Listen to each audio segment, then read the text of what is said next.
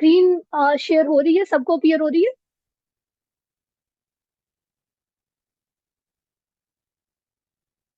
All right. अच्छा, ऐसे जो है ना, इंग्लिश ऐसे सीएसएस में सबसे बड़ी जो मुश्किल, जिसे कहते हैं ना पहाड़ जिस पर से गुजरना पड़ता है, वो सीएसएस ऐसे होता है। उसका मेजर रीजन ये है कि आप लोगों ने उसको इंटरप्रेट ही गलत किया हुआ है। और इंटरप्रेट क्यों गलत किया हुआ है कि अगर चंद चीजें आपके पास है ना, जो आई होप, और मैंने कई जो ऐसे चेक किए हैं, I have come to know के कई लोगों का इंग्लिश अच्छा है, इंग्लिश बेसिक इंग्लिश लैंग्वेज, उसका स्ट्रक्चर, उसके स्पेलिंग्स अच्छे हैं। तो फॉल्ट कहाँ आ रहा है? फॉल्ट ये आ रहा है कि जब टॉपिक, वो ढेर सारे उसके रीजन बन जाते हैं। जब 10 टॉपिक्स आते हैं तो आधे लोग क्या काम करते हैं कि हाफ रीड करके उनको लगेगा कि यही टॉपिक आता है, नीचे वाले रीड करना पसंद ही नहीं करेंगे। दूसरी चीज, प्रैक्टिस नहीं की होगी, राइटिंग में नहीं लिखा हुआ होगा, तो जब एसए का पहला पेपर आप अटेम्प्ट करने बैठेंगे तो पैनिक नेचुरल है। That was my first attempt 2023 वाली। और मुझे भी स्ट्रेस हो रहा था, हालांकि मैं प्रैक्टिस करके भी गई हुई थी और मुझे टाइमिंग का कोई इशू नहीं था, लिखने में कोई प्रॉब्लम नहीं थी, फिर भी आई स्ट्रेस्ड आउट। तो इमेजिन कि जिसने प्रैक्टिस नहीं की होगी, क्या स्ट्रेस में उसको लिखा जाएगा, क्या आइडियाज जनरेट होंगे? कभी भी नहीं, इट्स नॉट पॉसिबल। तो हमेशा उसके लिए मैं एक ही सेंटेंस कहती हूँ, it is better to sweat in peace than to bleed in war. ठीक है, तो जितनी प्रैक्टिस है वो उससे पहले कर ले। अच्छा, तो आज का जो आउटलाइन है हमारा पूरा एस्से का, वो ये रहेगा कि जो हमारा ओरिएंटेशन सेशन है, कि क्या रीजंस है कि जिनकी बेसिस के ऊपर सीएसएस या पीएमएसएस से पास किया जा सकता है। और वो 4 से 5 सिंपल तरीन बातें हैं कि अगर कोई उनको मटेरियलाइज कर ले या एक बार अपने दिमाग में बिठा ले और हर टॉपिक अटेम्प्ट करने से पहले एक बार अपने आप को बोल कर ये 4 से 5 जुमले बता दे, तो कितना इजी हो जाएगा राइटिंग के, आपको पता भी नहीं चलेगा। फिर हम रीजंस डिस्कस करेंगे कि लोग क्यों फेल हो जाते हैं, वो क्या मिस्टेक्स हैं। और वो बारहा, वो रिपीटेड मिस्टेक्स जो है, वो एग्जामिनर जो है, वो मैं नहीं आपको बता रही, वो मैं अपनी तरफ से कोई फलसफा नहीं झाड़ी कि कौन फेल हो जाता है, क्यों फेल हो जाता है, just because I pass it. ये वो रीजंस हैं जो रिपीटेडली आप हर एग्जामिनर रिपोर्ट पढ़ेंगे ना, तो वो मैं आपके साथ एक पीडीएफ सा है, वो भी आपके साथ शेयर करूंगी, अभी थोड़ी देर तक आपके ग्रुप्स में आ जाएगा। तो वहां पर आप देख लीजिएगा कि कैसे एग्जामिनर रिपीटेटिवली एक ही बात बार बार बता रहे हैं और फिर भी समझ नहीं आ रही। ठीक है, ऐसे के कंपोनेंट्स, थीम्स भी डिस्कस कर लेंगे। थीम से रिलेटेड भी एक इम्पॉर्टेंट चीज ये है कि थीम्स वो है जो हम लोगों ने अपनी आसानी के लिए बनाई है। देर इज नो श्योरिटी और गारंटी कि यही थीम्स 100% फॉलो होंगे। This is just for the ease of students. ठीक है। और जहां तक वो आपका जो नॉलेज बेस का इशू होता है, मैक्सिमम लोगों को यही होता है कि इतना तो हमें आता ही नहीं कि हम पूरा ऐसे लिख सके, तो इतना आने की जरूरत भी नहीं कि इतना ऐसे लिख सके। तो उस पर भी डिस्कशन करेंगे और एंड पर हम एक लाइव आउटलाइन जो होगी, एक स्टूडेंट की भेजी हुई थी, पहले मैंने सोचा कि अपनी कोई आउटलाइन जो है ना वो डिस्कस कर लूं, बट देन आई थॉट कि अगर वो मैं एक बार डिस्कस करूंगी तो एक बार मैं जब उसे गो थ्रू करूंगी तो गलतियां मैं ठीक कर लूंगी, तो उसका फायदा नहीं होगा। ठीक है, लेकिन जब हम सेशन करेंगे तो हम हर चीज की एग्जांपल साथ ले लेकर चलेंगे। ठीक है, तो उसके अंदर मैं सारे आउटलाइन जितनी भी होंगी वो सब दिखाऊंगी। ठीक है, तो नेक्स्ट स्लाइड पे मूव करते हैं कि सीएसएस ऐसे पास कैसे किया जाए, वो कौन से 5 इजी सिंपल रूल्स हैं। पहली बात, सिंपल इंग्लिश, कोई फ्लावरी लैंग्वेज नहीं, कोई बड़े बड़े वर्ड्स नहीं, क्योंकि वो जो बड़े बड़े वर्ड्स होते हैं ना, वो आपको, क्योंकि हर बंदे को उन वर्ड्स का इंटरप्रिटेशन ठीक नहीं, उसका यूज ठीक नहीं, जब वो यूज ठीक नहीं होंगे तो जो इंग्लिश का टीचर सामने बैठा होगा वो कहेगा कि इस तरह की इंग्लिश झाड़ने से बेहतर था कि सिंपल लिख दिया होता। और टू बी वेरी ऑनेस्ट, मैंने दोनों ईयर्स में 2024 2023 के अटेम्प्ट में सिंपल तरीन वर्डिंग यूज की है। और सिंपल सेंटेंसेस, बहुत लंबे लंबे नहीं, जहां आपको लग रहा है कि ग्रामर की गलती हो सकती है, ब्रेक दैट सेंटेंस। ठीक है, उसको वहां फुल स्टॉप लगा के अगला शुरू कर लें, कोई मजबूरी तो नहीं है। ठीक है, रेलेवेंसी, जो पूछा है सिर्फ और सिर्फ वो बताना है, उससे एक्स्ट्रा एक लफ्ज ऊपर नहीं, एक लफ्ज नीचे नहीं। फॉर एग्जाम्पल मैं आपको बताती हूँ कि जब मैं 2024 का ऐसे पाथवेज ऑफ पाकिस्तान प्रॉस्पेरिटी वाला ऐसे आया हुआ था, और मैंने भी वही ऐसे अटेम्प्ट किया था। ठीक है, तो मुझे किसी ने अपनी आउटलाइन भी, मुझसे एक मेरी फ्रेंड ने अभी उसने अगली अटेम्प्ट दोबारा देनी है क्योंकि 2024 का रिजल्ट नहीं आया, उसने मुझे भेजी और उसके अंदर बताया हुआ था कि मैंने स्टार्ट में पहले पूरे डिटेल में बताया कि हमारे प्रॉस्पेरिटी क्यों नहीं है, ठीक है, उसके पॉइंट्स लिखे हुए, फिर बताया हुआ है पाथवेज क्या है, ठीक है, और फिर एंड पर वे फॉरवर्ड से रिलेटेड भी कुछ लिखा हुआ था। और ये मेरे साथ किसी ने शेयर नहीं की, ये हमारे जितने भी इस बार क्लियर किए उनमें से भी कई जो क्लियर करने वाले क्वालिफायर्स थे उनके साथ भी कई बच्चों ने ऐसी आउटलाइन शेयर की है। किसी ने अगर आपको ये बता दिया है कि कॉजेस, इम्पैक्ट्स और सोल्यूशन लिखना है, तो ऐसा नहीं है, सिर्फ जो पूछा है वो बताना है, दैट्स इट। आपको जितना मर्जी आता है, जितना मर्जी आता है, वो नहीं बताना, उससे नहीं पूछा, ठीक है। तो पाथवेज टू प्रॉस्पेरिटी, इसमें सिर्फ पाथवे यानी कि वे फॉरवर्ड बताओ ना, बस दैट्स इट, ठीक है। ये जो टॉपिक को आप डिसाइफर करते हो ना, आपका ऐसे बहुत ज्यादा वही डिसाइड हो जाता है, क्योंकि आप अपने लिए वो गड्ढा खुद ही खोद लेते हैं कि आपने उसके ऊपर ब्रिज बना लिया या नहीं बनाया, ठीक है। तो वो भी हम टॉपिक भी डिस्कस करेंगे कि कैसे हर टॉपिक को डिसाइफर करके कैसे और एंड के यूज से टॉपिक की डिवीजन बदल जाती है कि आपने कितना लिखना है और क्या लिखना है, ठीक है। फिर है क्लैरिटी ऑफ आइडियाज या correct interpretation of topic. Clarity of ideas क्या है? फॉर एग्जाम्पल अभी रिसेंटली भी मैंने ऐसे चेक किया हुआ था जेंडर इक्वालिटीज में। अब जब gender equality is a myth आया हुआ है, इसमें क्लैरिटी ऑफ आइडिया ये है कि जेंडर में कौन कौन से लोग शामिल हैं, सिर्फ मेल और फीमेल नहीं, ट्रांसजेंडर्स भी शामिल हैं। जब आप सिर्फ मेल और फीमेल दो बंदों का लिख दोगे, दो साइड्स का लिख दोगे कि इनकी इक्वालिटी चाहिए, तो ऐसे वहीं से ड्रॉप होना शुरू हो जाएगा, ठीक है। So that is the clarity of idea कि वो एग्जैक्ट क्या पूछना चाह रहा है, ठीक है। तो ये बड़ी इंपॉर्टेंट है। फिर है करेक्ट ग्रामर। करेक्ट ग्रामर, जहां आपको लगता है ना कि ये रूल आपको सही से याद नहीं है, आपको करेक्ट यूज याद नहीं आ रहा, वो स्किप करके उसको जुमले को चेंज कर ले, ठीक है, तो वो इजी हो जाएगा।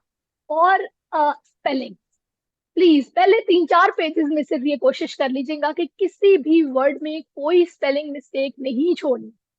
बहुत मुश्किल मुश्किल वर्ड्स यूज ना करें, सिंपल यूज कर लें, कोई मसले की बात नहीं है।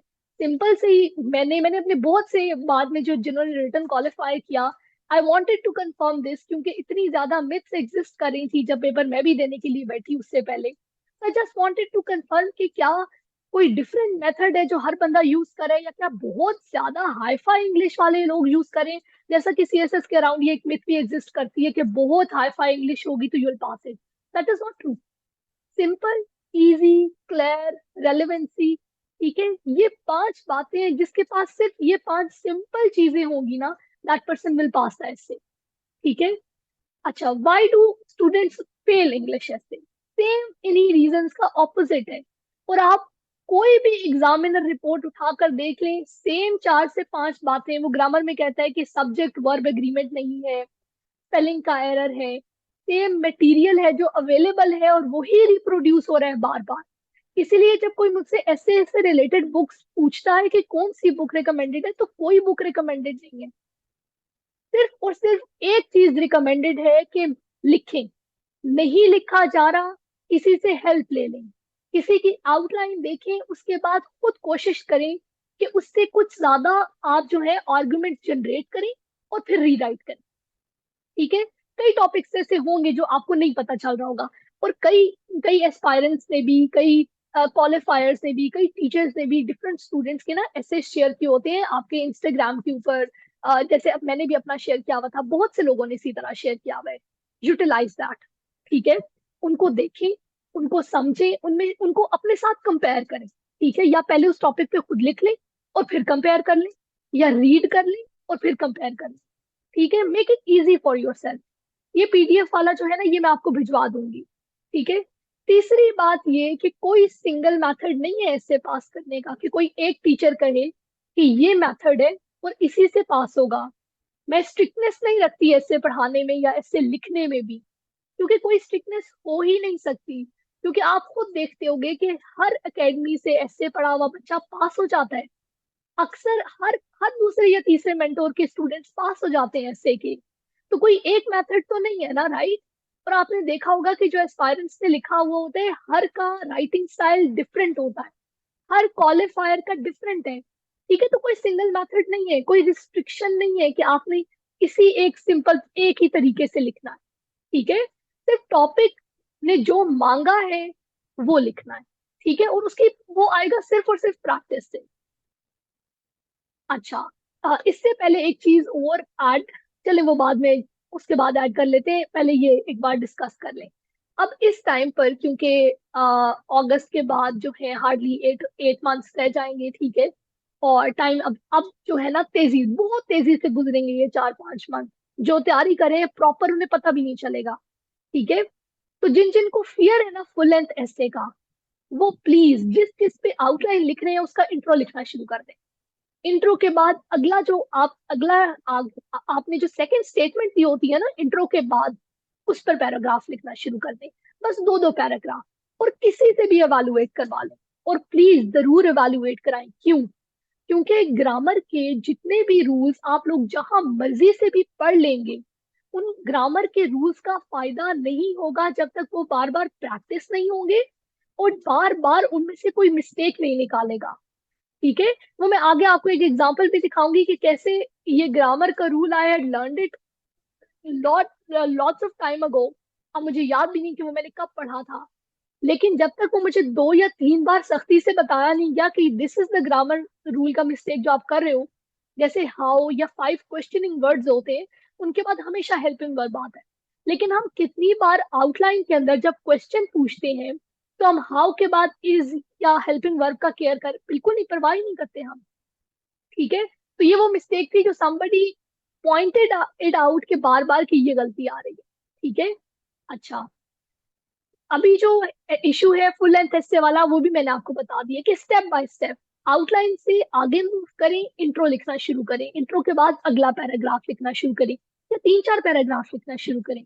लेकिन ये कोशिश छोड़नी नहीं है, क्योंकि अगर यहाँ पर इस मंथ से जो अगला मंथ शुरू हो रहा है, वहां पर आपको एटलीस्ट, जिसने कभी भी फुल लेंथ एस्से नहीं लिखा, that person should write a full length essay. ठीक है, और ये फियर सिर्फ और सिर्फ लिखने से जाता है, वरना ये जाता ही नहीं। और ये स्टेप बाय स्टेप लिखने से जाएगा। ठीक है, तो ये हर बंदे को इश्यू होगा। और एक और चीज मैं क्लियर कर दूं, जिन लोगों को ये लगता है कि हमारे पास नॉलेज नहीं है, हमारे पास कभी इतना नॉलेज नहीं आएगा, टेक इट फ्रॉम मी कि जब आप 12 सब्जेक्ट्स पढ़कर पेपर में बैठेंगे, तो ऐसे लिखने जितना नॉलेज आपके पास होगा, इशू वहां क्या आएगा कि आपने प्रैक्टिस नहीं की होगी इस डर की वजह से कि आपके पास नॉलेज नहीं है। और उस डर की वजह से जब आपने प्रैक्टिस किए बगैर बैठ जाएंगे, तो वो नॉलेज भी उस टाइम काम नहीं आएगा, और आप पैनिक करेंगे। और पैनिक में कभी ऐसे पूरा ही नहीं होता वहां बैठकर। ठीक है, और ये हर बंदे का यही एक्सपीरियंस है।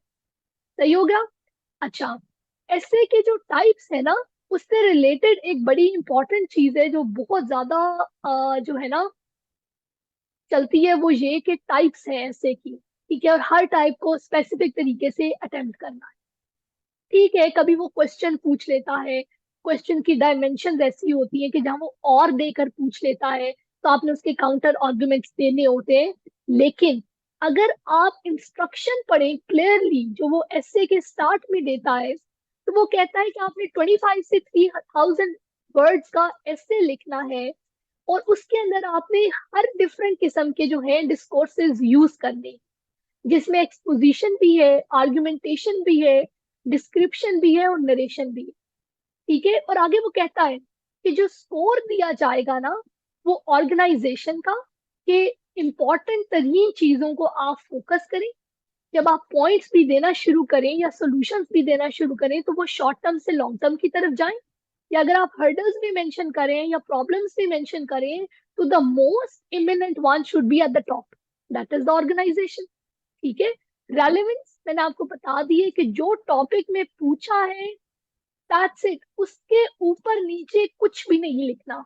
अक्सर लोग क्या गलती करते हैं, क्योंकि पूरा जेंडर का सब्जेक्ट पढ़ लिया, पूरा इन्वायरमेंटल साइंस सब्जेक्ट पढ़ लिया, रख लिए ये सब्जेक्ट, कई लोगों की इकोनॉमी में डिग्री होती है, क्योंकि बहुत ज्यादा नॉलेज होता है, बहुत ज्यादा इकट्ठा किया हुआ होता है। अब होता है कि आप पढ़ लिया है तो बताना तो है एग्जामिनर को, लिख के तो आएंगे। जब आप लिख के आते हैं वो जो उसने पूछा नहीं होता, तो फिर वो जैसे ही एक नजर देखता है ना, he'd be like, this is not what I want. तो that is when you fail it, right? बेशक आपको उस पर लिमिटेड सा आता है, आपको जो उससे पूछ लिया है वो पॉइंट लिमिटेड सा आता है, बस वो लिखिए, उसके अलावा कुछ भी नहीं। एक चीज और, कि कई लोग हो सकता है इसके बाद मेरे साथ ना हो, लेकिन मैं ये क्लियर कर दूं कि जब आप आउटलाइन लिखते हैं तो वो पहला पेज भी नहीं छोड़ना, ठीक है? वहां छोटे से इतनी सी स्पेस होती है, वहीं से आउटलाइन लिखना शुरू कर दें। जहां आउटलाइन नेक्स्ट पेज पे खत्म हो रही है उससे फौरन नेक्स्ट पेज पर ऐसे शुरू कर दें। बीच में पेजेस ब्लैंक नहीं छोड़ने, वो आपको इंस्ट्रक्शन में भी क्लियर कट बता रहे हैं, किसी भी पेपर में पेजेस ब्लैंक नहीं छोड़ने। आई होप कि ये गलती कोई ना करे, ठीक है? स्टेप्स जेनेरिकली देख लेते हैं, ठीक है? और इसके बाद क्योंकि हम जब सेशन करेंगे तो उसके अंदर हम एक एक स्टेप को प्रॉपर लेकर चलेंगे, ठीक है? वो मैं बताती हूँ कि उसके अंदर हम इवैल्यूएशन और कैसे प्रोसीड करेंगे, वो इससे नेक्स्ट स्लाइड पे है। तो जैसे ही आपके पास 10 टॉपिक्स आए, आपने उनको 10 के 10 टॉपिक्स को प्लीज सिर्फ 2 मिनट लगेंगे, सारे पढ़ लें, ठीक है? उनके सामने आप मार्क कर लें कि अच्छा ये 2 से 3 टॉपिक्स आपको अच्छे से आते हैं। एक बार टॉपिक चूज हो गया, ठीक है, उसको लिखें, और वो किस बेसिस पे होगा कि आपको उसमें कितना आता है, ठीक है? और वो टॉपिक स्पेसिफिकली जो उसने पूछा है, ठीक है, सिर्फ वो कितना आता है। ये नहीं कि अगर जेंडर का वर्ड लिखा हुआ है, इन्वायरमेंट का वर्ड लिखा हुआ है, एआई का वर्ड लिखा हुआ है तो आपको आता है, नहीं। जो एग्जैक्ट सिर्फ कंपोनेंट उसने पूछा है, ठीक है, जैसे ऑनलाइन एजुकेशन वाला आया हुआ था, हम सब एजुकेशन का थीम प्रिपेयर करते हैं, लेकिन उससे ऑनलाइन एजुकेशन पूछ लिया, ठीक है? कई लोगों को ऑनलाइन एजुकेशन के बारे में इतना इन डेप्थ नहीं पता होगा, वैसे मुझे भी नहीं पता था, I still attempted that essay क्योंकि it made sense to me, ठीक है? तो बहुत गहरा नॉलेज नहीं चाहिए उससे, बस ये चाहिए कि अच्छा इस पे मैं लिख लूंगा। फिर ब्रेनस्टॉर्मिंग है, ब्रेनस्टॉर्मिंग की प्रॉपर एक्सरसाइजेज है। मेरा दिल था कि इसके अंदर कोई ना कोई इमेज शामिल करती, लेकिन क्योंकि बहुत से लोग, आप लोग मुझे इंस्टाग्राम से फॉलो करे होंगे, तो वो वहां मैंने एक इमेज दिया हुआ है कि ब्रेनस्टॉर्मिंग करते कैसे हैं, कि आप ढेर सारे आइडियाज, जैसे टॉपिक लिखते हो एक सर्कल के अराउंड, उसके अराउंड ढेर सारी लाइंस लगा के जो जो आइडिया आ रहा है ना फ्लो में, बस लिखते जाए, 2 2 वर्ड्स, 3 3 वर्ड्स। उसके बाद वो सारे आइडियाज, एटलीस्ट 20 आइडियाज बन जाते हैं या 15 बन जाएंगे, उनको मार्क डाउन करें, कौन से रिपीट हो रहे हैं, रिपीट वालों को कट डाउन कर लें, कौन से रेलेवेंट है, फिर उसके बाद मार्किंग करें कि ऑर्गेनाइजेशन कर दी है फिर आप, कि सबसे इंपॉर्टेंट वाला ऊपर, और फिर उसके मुताबिक सबसे जो आपको लग रहा है कि इसके बाद ये बनता है, या इससे कम रेलेवेंट ये, उससे कम रेलेवेंट ये, वैसे तो हाईली रेलेवेंट सारा कंटेंट होगा, लेकिन उन 10 पॉइंट्स में से भी ऐसा होता है कि सबसे इंपॉर्टेंट टॉपिक आपने ऊपर लिखना होता है, सबसे इंपॉर्टेंट जो आपका स्टेटमेंट बनेगा, ठीक है? आउटलाइन फॉर्मेशन, आउटलाइन फॉर्मेशन में 2 3 बातें मैं सिर्फ क्लियर कर दूं, वो ये कि लोग थीसिस स्टेटमेंट के बगैर भी पास हुए हैं, थीसिस स्टेटमेंट के साथ भी पास हुए हैं, कोई परेशानी की बात नहीं है, आप लिख रहे हो या नहीं लिख रहे, ठीक है? कोई हार्ड एंड फास्ट रूल नहीं है, ठीक है? दूसरी चीज, ये मैं जल्दी जल्दी क्लियर कर दूं वो चीजें, ताकि जो आपको हेल्प करे, जो आप केस इन पॉइंट्स लिखते हो, अक्सर लोगों को वो डराते होंगे कि I don't have that sort of knowledge, या मेरे पास कोई केस स्टडीज नहीं है। तो this is what happened with me in 2023, कि मैंने हर टॉपिक के साथ case in points, case studies prepare की हुई थी, ठीक है? प्रिपेयर की हुई थी, लेकिन जब पेपर में ऑनलाइन एजुकेशन आया तो वो मुझे नहीं, वो वाला जो स्पेसिफिक टॉपिक था ना, वो मुझे उसके साथ case in studies, case in points नहीं आते थे, तो मैंने पूरा ऐसे केस इन पॉइंट्स के बगैर, जो आउटलाइन थी केस इन पॉइंट्स के बगैर लिखी। आगे ऐसे के अंदर जो है फिर मैंने डिफरेंट एग्जांपल्स या वो कोट की, ठीक है? तो इट बिकेम इजी। फिर इंट्रोडक्शन, फिर बॉडी पैराग्राफ्स, और फिर conclusion, that those are the steps of your essay, ठीक है? अच्छा, नेक्स्ट मूव करते हैं। अगर ये मिस हो गया, अगर ये यहाँ पर खत्म हो गई ना, मीटिंग का टाइम थोड़ा ही रह गया है, तो मैं दोबारा रीजनरेट कर दूंगी लिंक उसी ग्रुप के अंदर, आप लोग दोबारा ज्वाइन कर लीजिएगा, तो फिर हम वो आउटलाइन जो है वो एवेलुएट कर लेंगे, जो लोग करना चाहें। अच्छा, इस सेशन के अंदर क्या क्या होगा, कि एटलीस्ट 7 लेक्चर्स होंगे, ठीक है? और हर टॉपिक के ऊपर स्पेसिफिक लेक्चर होगा, और जिसके अंदर हम डिफरेंट, जो है मेरे और मेरे कई कोलीग्स के एसेस, उनकी आउटलाइंस, उनका वो सैंपल पार्ट इवेलुएट करेंगे, उस पर डिस्कशन करेंगे। अगर हमें लगा कि उसमें भी इम्प्रूवमेंट चाहिए तो वो भी हम डिस्कस करेंगे, ठीक है? तो लेक्चर्स हम लेकर चलेंगे विद एग्जांपल्स, तो हम एक एक चीज उसमें क्लियर करेंगे, क्योंकि 1 मंथ के अराउंड का ये सेशन होगा, तो उसमें 2 लेक्चर्स होंगे, जिसके अंदर हम वीक के अंदर 2 लेक्चर्स रखेंगे, और बाकी सारा टाइम हम उसकी प्रैक्टिस करेंगे। प्रैक्टिस कैसे होगी कि जो जो पार्ट लेक्चर में पढ़ाया जाएगा ना, ठीक है, वो पार्ट फिर हम प्रैक्टिस करेंगे ग्रुप के अंदर। ठीक है, यानी कि अगर थीसिस स्टेटमेंट हमने सिर्फ पढ़ी है कि कैसे लिखते हैं, कैसे कवर करते हैं, तो वो हम लोग हर जैसे 2-3 सालों के जो पेपर्स हैं, वो हम कहेंगे कि आज 2023 के जितने 10 के 10 ऐसे हैं, वो उन सब की आपने मुझे 10 थीसिस स्टेटमेंट्स लिखकर भेजनी। फिर मैं वो एवेलुएट करके भेजूंगी, और जो उनमें से बेस्ट होगी वो आपके ग्रुप में भी भेजी जाएंगी कि लर्न फ्रॉम दिस, ये कितना अच्छा लिखा हुआ है। ठीक है, सेम इज द केस कि हम ब्रेनस्टॉर्मिंग एक्सरसाइजेस भी इसी तरह रखेंगे, आउटलाइन की प्रैक्टिस भी इसी तरह रखेंगे, और इंट्रोडक्टरी पैराग्राफ्स की भी। क्योंकि ऐसे का कोई फायदा नहीं कि अगर आपको कोई कहता है कि वो सिर्फ आपको पढ़ा देगा और एवेलुएट नहीं करेगा, तो उस ऐसे का कोई कोई फायदा नहीं। ठीक है, लेक्चर सादे लेने का कोई फायदा नहीं जब तक वो मटेरियलाइज ना हो राइटिंग फॉर्म के अंदर। ठीक हो गया। अच्छा, कायनात ने पूछा हुआ है कि मैम वोंट द एग्जामिनर जजेस on the basis on on not writing case in study in online outline? No, I pass it on that basis, मैं आपको बता रही हूँ। और मैं क्यों, मुझे झूठ बोलने की इसमें जरूरत ही नहीं, otherwise I would have glorified my self कि मैंने बहुत ज्यादा केस इन स्टडीज लिखी और मैंने बहुत पढ़ा हुआ मैंने था, मुझे वहां उससे ऑनलाइन एजुकेशन से रिलेटेड केस इन स्टडी नहीं आती थी। लेकिन क्योंकि मैंने relevant, accurate, to the point, और विदाउट स्पेलिंग मिस्टेक्स और करेक्ट ग्रामर के साथ स्ट्रेट फॉरवर्ड आउटलाइन लिख दी, so I pass it. Simple is that. ठीक है, उसके बाद हम लेक्चर्स में गैप रखेंगे ताकि आप लोगों के पास टाइम हो कि आप ये लोग ये लिख कर मुझे भेजें और फिर वो इवेलुएट हो। ठीक है, और इवेलुएशन ये होगी कि उसको मैं मार्क भी करूंगी और साथ आपको डिटेल में एक एक सेंटेंस पे वॉइस नोट भेजूंगी। ठीक है, ताकि आपको क्लैरिटी हो कि अच्छा ये सेंटेंस वीक है, ये ग्रामर सिंपल, इंग्लिश सिंपल जरूर है, बट ये इनफॉर्मल हो रहा है। ठीक है, तो वो हम वॉइस नोट पे प्रॉपर डिस्कस किया करेंगे। उसके बाद ये है कि क्योंकि हर लेक्चर से पहले वो एवेलुएट होगा, तो तब आप आगे प्रोसीड करेंगे। बाकी ये बता दिया कि जो बेस्ट असाइनमेंट होगी वो सबके साथ शेयर करेंगे। और 3 फुल लेंथ ऐसे है, वो पहला ऐसे तो मैं आपसे जबरदस्ती लिखवाना पड़ता भी है, और बाकी जो है वो हम ऐसे यूं रख लेंगे कि जब जिसको फीजिबल हो वो लिख कर भेज दे। ठीक है। अच्छा, सीएसएस और पीएमएस ऐसे के दरम्यान में बड़े माइन्यूट से डिफरेंसेस होते हैं। ठीक है, वो मोस्टली यही है कि टॉपिक्स का नंबर और टाइम, और जो उसका आपने वर्ड्स लिखने होते हैं ना, वर्ड काउंट, वो डिफरेंट है। बाकी मोर और लेस लिखने का तरीका सेम है। ठीक है, तो ये हम फिर डिटेल में तब डिस्कस कर लेंगे, क्योंकि अभी टाइम थोड़ा रह गया। मैं चाह रही हूँ कि हम जब नेक्स्ट शुरू करें तो वो हम शुरू करें अच्छा, जो ये थीम्स है ना, ये मैं आपको ग्रुप में पिक्चर भिजवा दूंगी, क्योंकि इस पे एक्सप्लेन करने की जरूरत नहीं। ठीक हो गया। और अच्छा, दुआ आपका जो है ना क्वेश्चन, इसको हम अगला मैं शेयर करती हूँ ना आपके साथ लिंक, तो फिर हम ये क्वेश्चंस भी लेंगे उसके अंदर।